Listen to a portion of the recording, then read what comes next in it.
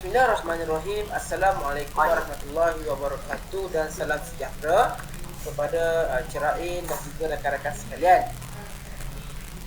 Kami akan membentangkan mengenai inovasi yang berkaitan dengan karakter tugas 2. Okey. Boleh kita lihat untuk ahli kumpulan kami mempunyai 4 orang ahli kumpulan, iaitu saya Muhammad Amir Fahmi bin Azmi, dan lagi 3 orang Muhammad Najib Safid bin Jaafar, Muhammad Akmal Alif bin Adnan dan Muhammad Rahiman bin Syamsul Fauzi. Baik, saya teruskan. Saya serahkan kepada yang seterusnya. Baiklah, terima kasih saudara Fahmi. Baiklah, kita masuk terus kepada pengenalan kepada kata tugas ini.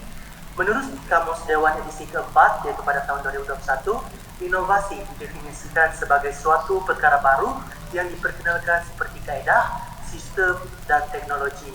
Tujuan inovasi dalam aspek pendidikan ialah untuk meningkatkan keberkesanan tahap ketersampaian pendidikan terhadap para pelajar. Tujuan suatu teknik yang guru aplikasikan di dalam didik darjah ialah untuk menarik minat pelajar, mengekalkan perhatian, serta meningkatkan kefahaman pelajar akan sesuatu tajuk atau isi pelajaran yang akan dan sedang dilaksanakan. Seterusnya kita masuk kepada justifikasi inovasi yang dihasilkan. Yang pertama sekali ialah meningkatkan komunikasi dua arah, yaitu dengan membantu pelajar untuk berinteraksi dengan guru dalam hal pendidikan. Guru dapat mengenal pasti pelajar yang lemah dan kurang memahami topik yang diajar. Maksudnya komunikasi dua hal di sini adalah tidak hanya guru yang berkata-kata semata-mata dan memberikan ilmu semata-mata, tetapi turut dibantu oleh pelajar dalam menyuarakan pendapat ataupun idea ataupun soalan daripada pelajar tersebut. Yang kedua adalah untuk merangsang minat pelajar untuk belajar. Penggunaan buku teks semata-mata untuk sisi pembelajaran berisiko untuk menyebabkan pelajar menjadi bosan. Mengapa? Sebab buku teks tersebut hanya mengandungi fakta-fakta ataupun ilmu-ilmu sahaja. Mengapa tidak untuk kita inovasikan dengan sesuatu yang lebih menarik ataupun sesuatu yang pelbagai agar pelajar tidak merasa bosan dengan benda yang sama dan lebih tertarik kepada yang pelbagai. Ini dapat membantu pelajar untuk mencabar upaya minda mereka untuk berpikir secara lebih kritis, secara lebih mendalam dan lebih maju. Seterusnya kita masuk kepada justifikasi inovasi yang dihasilkan yang ketiga, ialah dengan menepati prinsip pendidikan abad ke-21 atau lebih dikenali sebagai PEK 21. Guru dapat memenuhi PEK 21, yaitu proses pembelajaran yang berpusat kepada pelajar. Ia dapat melatih pelajar untuk berdikari dalam mencari maklumat tambahan, bukan sahaja daripada guru semata-mata, tetapi daripada hasil pembelajaran lain seperti internet, inovasi yang dihasilkan, dan sebagainya. Sekian sahaja daripada saya serahkan pula kepada saudara Fahmi semula.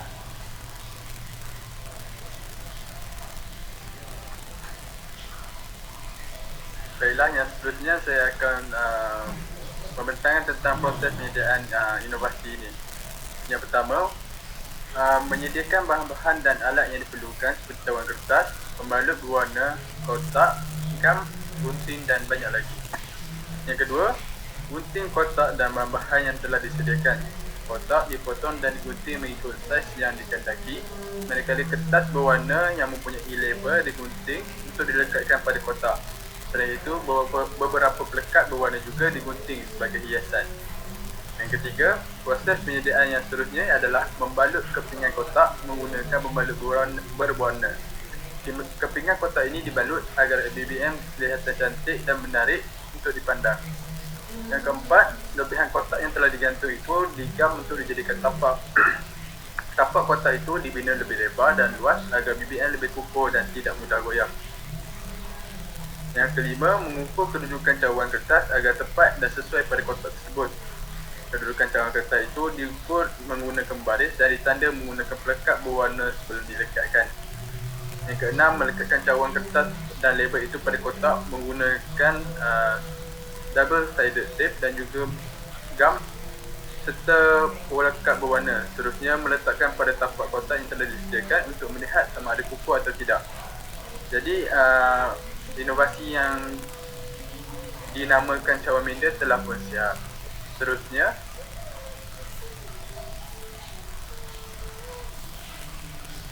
Baiklah, saya akan menerangkan tentang cara menggunakan bahan inovasi ini.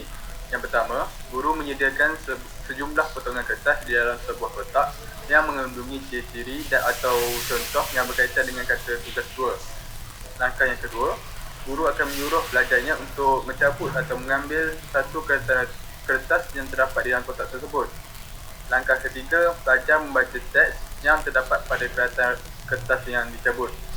Seterusnya, langkah yang keempat,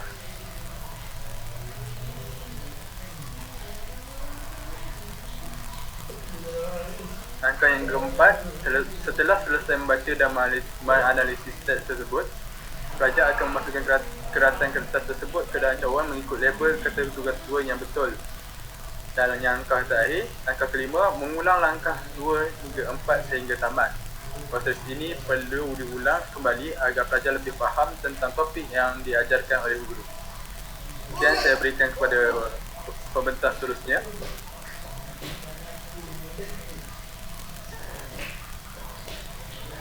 Baiklah, terima kasih kepada saudara Rahiman. Jadi saya akan meneruskan pembentangan dengan menerangkan kelebihan inovasi yang dihasilkan oleh kami. Okey, jadi yang pertama, kelebihan inovasi ini ialah inovasi ini dapat meningkatkan kefahaman pelajar mengenai topik yang telah dipelajari. Tumpuan yang diberikan sepenuhnya oleh para pelajar akan membantu pelajar tersebut untuk mengingat setiap maklumat-maklumat penting yang telah disampaikan oleh guru. Selain itu, inovasi ini juga dapat meningkatkan suasana pembelajaran di dalam kelas.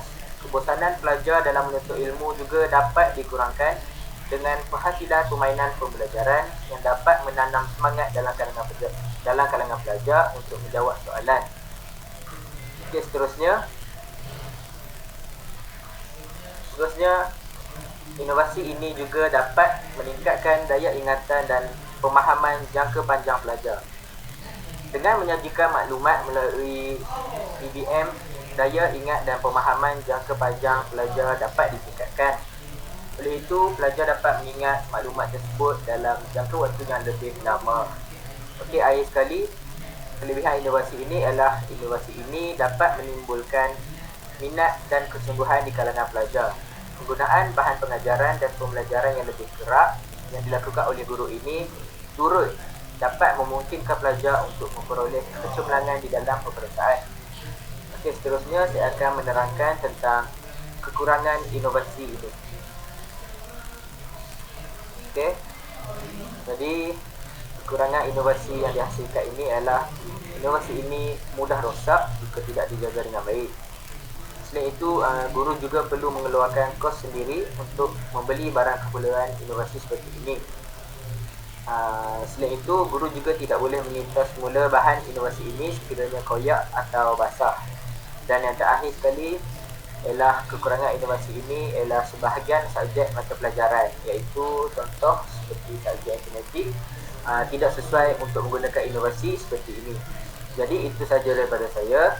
Saya akan memberikan kepada rakan saya untuk pembentangan yang seterusnya. Terima kasih.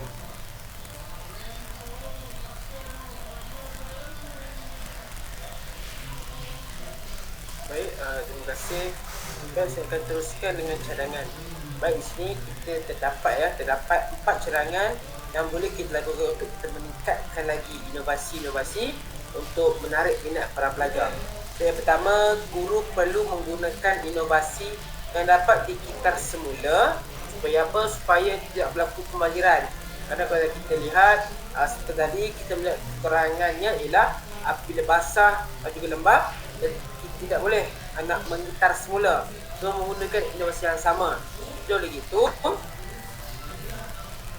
guru perlulah menggunakan inovasi yang kita boleh menggunakannya berulang kali dalam pelbagai subjek. Dan yang kedua, guru boleh mempelbagaikan bentuk inovasi dan tidak hanya menggunakan bentuk yang sama sahaja untuk setiap topik pembelajaran. Okey, hal ini kerana baik kita lihat bila guru menggunakan inovasi yang pelbagai, ini akan menyebabkan minat pelajar untuk mengetahui dengan lebih mendalam akan meningkat. Dan yang ketiga, guru perlu membuat persediaan dengan menyesuaikan diri dengan penggunaan teknologi terkini untuk membantu sesi pengajaran. Jadi kalau kita lihat pada zaman kini, zaman PAK21, banyak inovasi atau banyak teknologi yang tinggi yang boleh digunakan.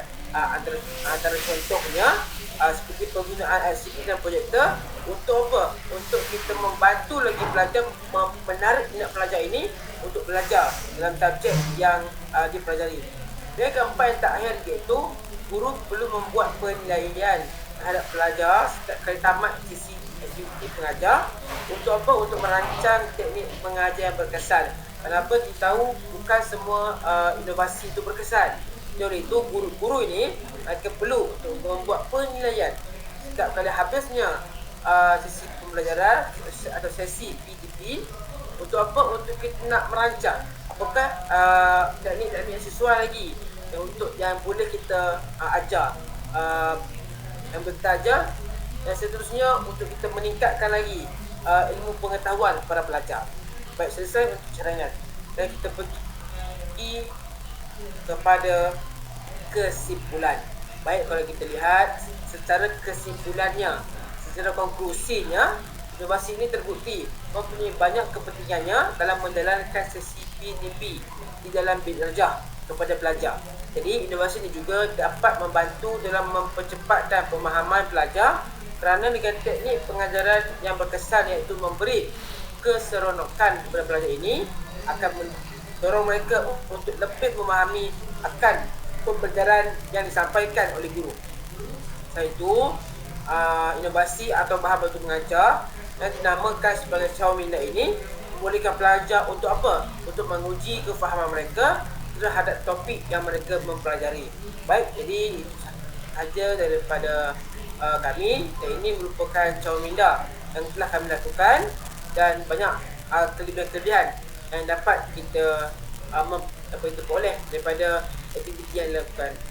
Jadi sekian daripada kami. Sekian, terima kasih. Assalamualaikum warahmatullahi wabarakatuh. Bismillahirrahmanirrahim. Assalamualaikum warahmatullahi wabarakatuh dan salam sejahtera kepada Encik dan rakan-rakan sekalian. Baik, kami akan menunjukkan kepada anda cara untuk bermain cawan minda yang berkaitan dengan kata tugas 2.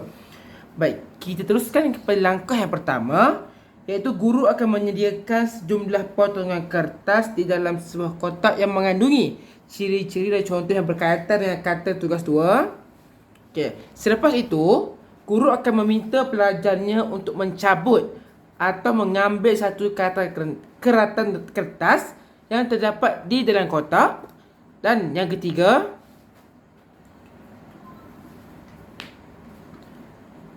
baiklah, selepas pelajar mengambil kertas tersebut, beliau akan membaca teks yang terdapat pada kertas yang dicabut.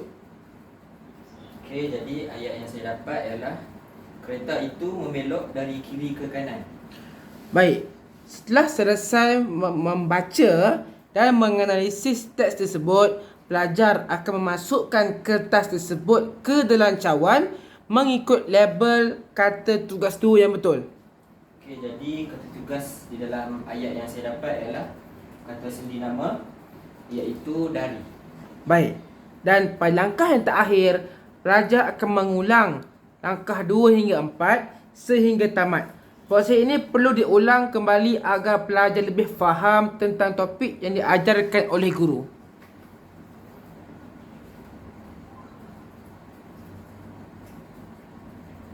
Okey, jadi ayat yang saya dapat ialah binatang yang paling saya sayangi ialah kucing. Jadi untuk ayat ini, kata tugas yang terdapat dalam ayat ini ialah kata pemberi, iaitu perkataan ialah.